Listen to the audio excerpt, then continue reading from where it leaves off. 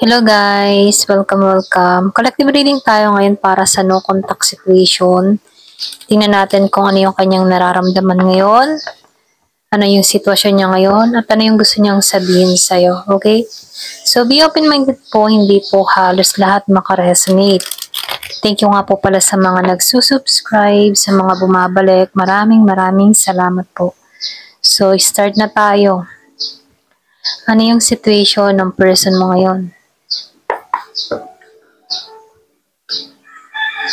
King of Swords, the Moon, the Sun,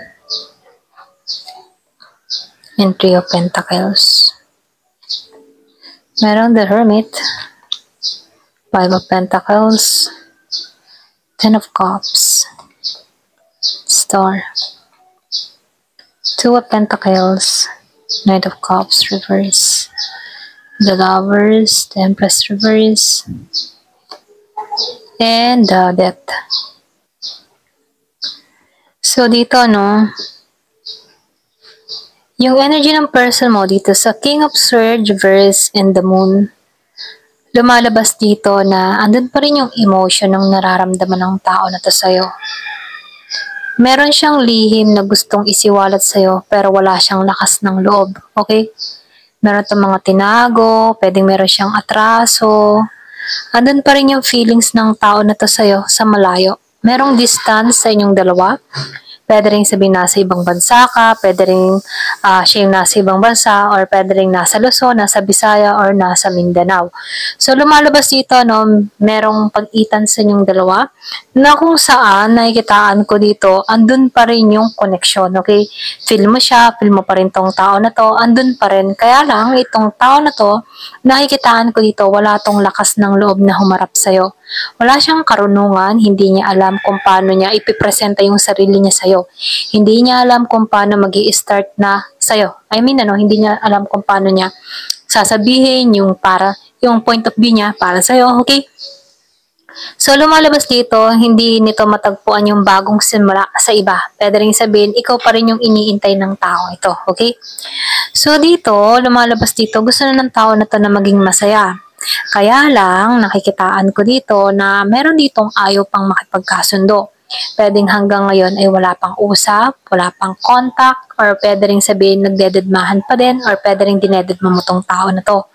Pero ganun pa man, may time din na kahit merong ganitong nangyayari sa inyo, or wala pang usap, meron pa rin mga magaganda at masasayang nangyayari pa rin dito sa taong ito, okay? So dito, nakikitaan ko dito, once na nag-iisa ito, nagninilay-nilay, naalala ka ng tao na to, okay? So, pwedeng ikaw din yung nagbigay ng saya, ligaya sa taong ito. Pwedeng iba yung aura ng energy mo sa tao na to, kaya meron siya mga ganun, saya na pakaramdam, okay? Kaya lang dito, namimiss niya yung ganung saya. Ito rin nafe-feel ko. Lalo-lalo na nag-iisa. Iba yung presensya mo, lalo-lalo na sa ibang tao na kasama niya. So dito, namimiss niya yung aura, yung presensya, yung spark, or pwede rin sabihin, yung liwanag na ibinibigay mo sa tao na to. Yun yung namimiss niya rito. At ikaw yung liwanag na hinahanap ng tao na to. Okay? So dito, may time na kapag nag-iisa tong tao na to, dun to nagkakaroon ng realization. Kumbaga, nagbabalik tanaw siya sa mga alaala na kung saan dun niya nalalaman dito na ito yung dapat niyang isabi sa'yo. Okay? Kaya lang dito, lumalabas ito, wala siyang lakas ng loob na ipagtapat yung kanyang saloobin or yung kanyang nararamdaman sa'yo.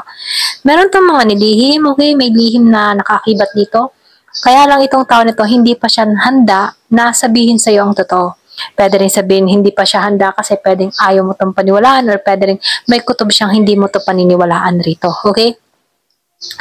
So dito, nakikitaan ko dito, may time na meron tong mga dinadala. Pwede rin sabihin meron tong mga dinadalang karamdaman. Meron tong mga sakit, or yung bang tipong na meron tong hirap na sitwasyon. Okay? So, meron tong mga pinagdadaanan na kung saan hindi niya alam kung paano makalaya rito. Ganon. Pwede rin sabihin meron tong iniindang karamdaman, sakit, na kung saan pwedeng ito yung nagpapahirap sa sitwasyon niya rito. Okay? So, namimiss ng tao nito yung pagkikare o pag-aalaga mo. Pwedeng ikaw yung tipo ng tao na maalaga, mag-care, mapagmahal, namimiss niya yun. Ganon, okay? Doon siya nakaramdam ng comfort sa'yo or doon niya naramdaman yung family sa'yo.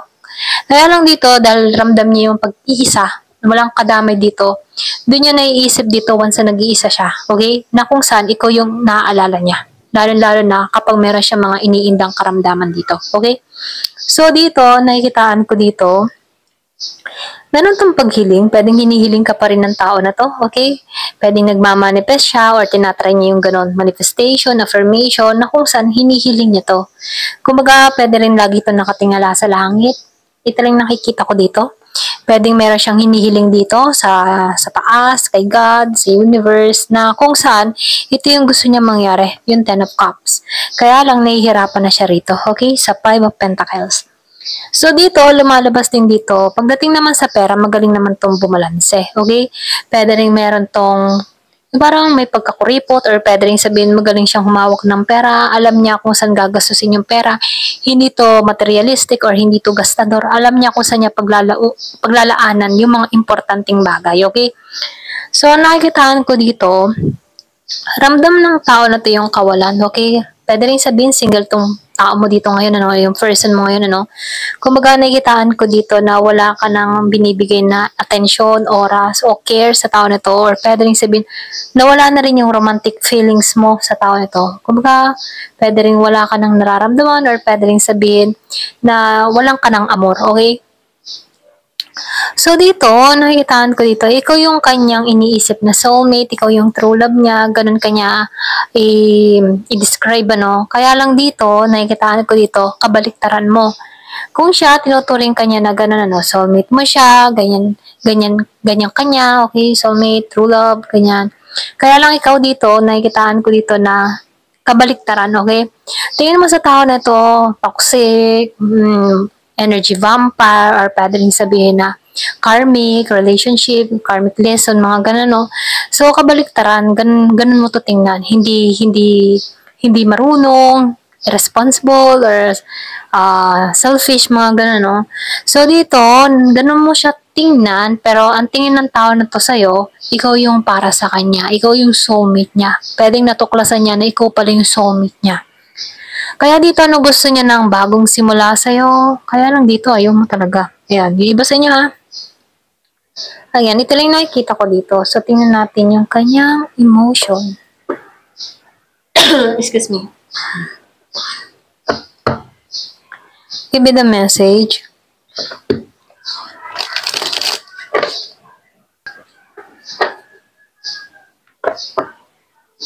Give me the message.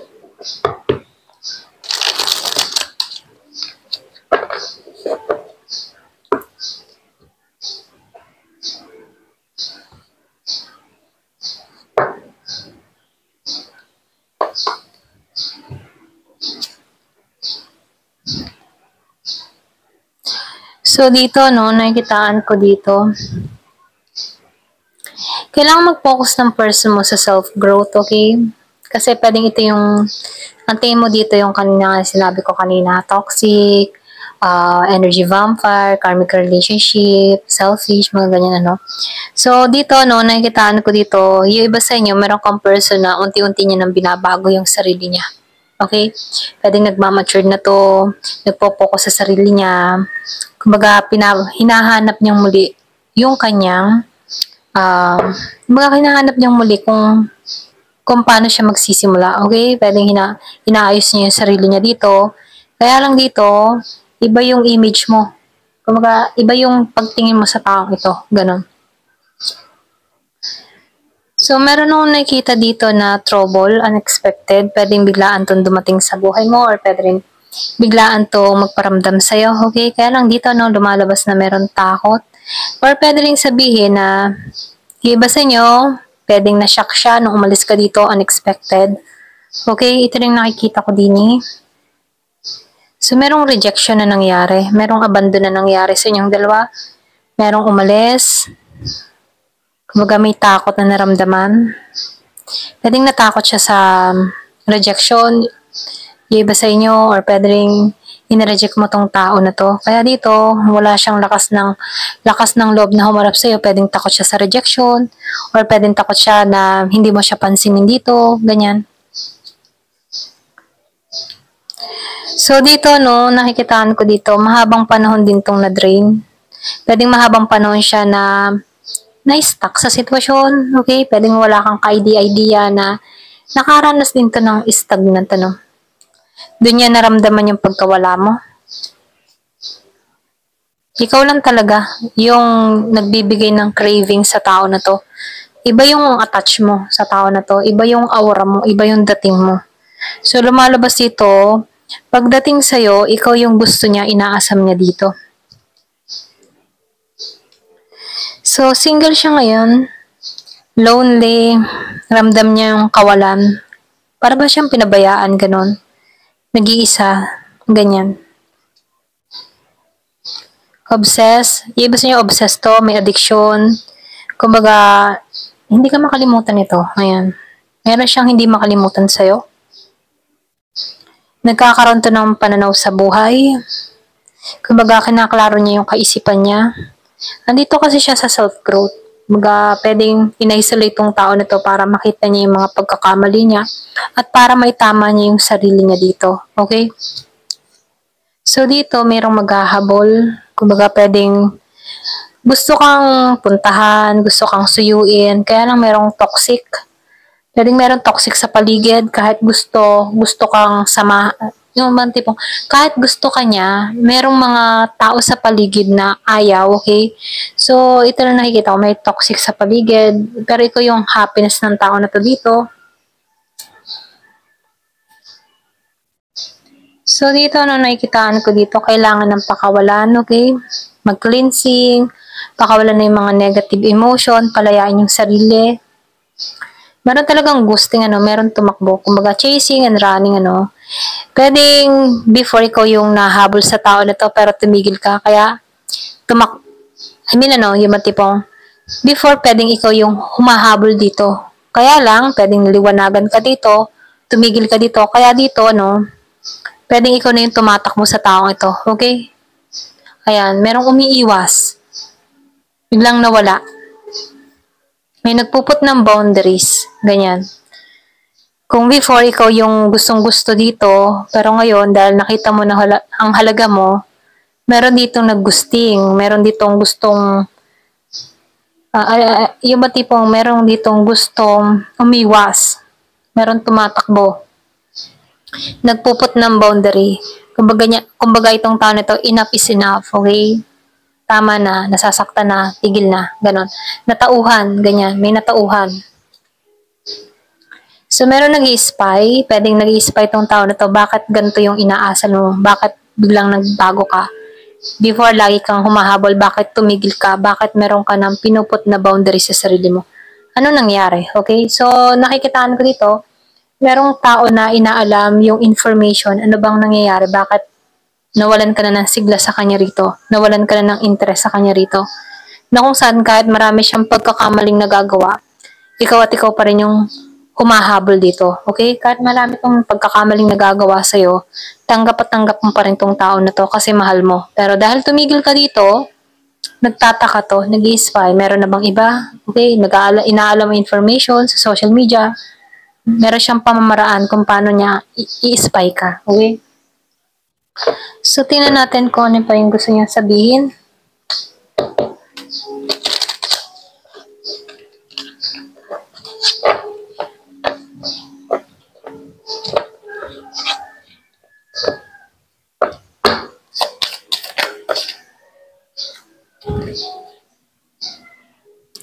So, meron siyang tanong na ganito, no? What's the point of it all? Ano ba yung punto ng lahat ng ito? Ganyan. May mga tanong siyang ganyan. Ano ang punto ng lahat ng ito? Bakit ko naranasan to? Mga ganyan. So, hiniling ng tao na to na sana magkasama kayo, ganyan. Kaya lang komplikado. So, merong komplikadong sitwasyon dito. Kaya lang, pwedeng ikaw, yung bang tipo na ikaw yung tanong dito, ano pang punto ng lahat ng ito? Pwedeng itong tao na to, gusto kitang makasama. Kaya lang, ang dating sa'yo, komplikado. Pwedeng yung iba sa'yo, meron kang karelasyon dito na merong sabit, ganyan. May karelasyon. Pero napamahal sa'yo, ganyan. Pwede ngayon mo lang natuklasan. So, ikaw yung nagbigay ng liwanag sa mundo ng tao na to. Meron siyang natagpuan, kakaiba sa'yo, ganyan. Kaya itong tao na to, may time na meron siyang tanong, naiisip pa ba niya ako? Okay? Naiisip pa ba ako ng tao na to? Pwede mo ba akong tulungan? Sabi niya. Gusto niyang humingi ng tulong sa'yo. Miss ka niya dito, no? Pero wala siyang oras sa ngayon. Miss ka niya, may time na miss ka ng tao na to, pero wala siyang oras. Alam ng tao na to na ang pag-ibig niya eternal, okay? Eternal.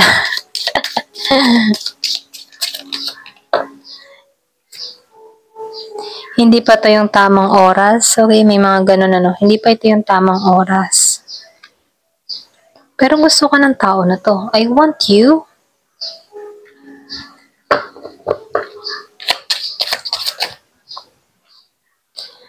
I wish you were mine. Hiniling ng tao nito na ikaw ay sa kanya. Pwedeng sinasabi niya sa'yo before, akin ka lang, okay? Akin ka lang. Ganyan. Our path will always reunite. So, alam ng tao nito, kumbaga, para bang inaano ng tao nito, pagtatagpuin at pagtatagpuin pa rin tayo. Okay? Ng tadhana, kahit saan ka man, okay?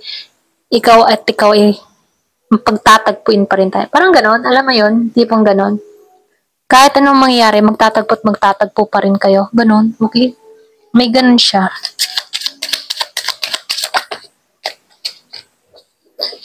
So, time will tell. Ang oras lang makakapagsabi. Pagod na to, tumakbo. So, mayroong tumatakbo. Lumabas dito sa running, ano. Pwedeng ikaw yung tumatakbo or pwedeng siya yung tumakbo. Naghabol ka, tumigil ka, ngayon napagod na siya tumakbo. Kaya nag-i-spy tong tao na to, bakit hindi tumigil ka? Tumigil ka sa habol sa kanya, so ikaw napagod ka na, kaya pwedeng tumigil ka na, binubuo mo na lang yung sarili mo, doon ka lang nagtuon sa sarili mo, mga ganun ano. So ito lang yung mensahe sa'yo, ayan. Hanggang dito na lamang po. Thank you for watching. Love and peace.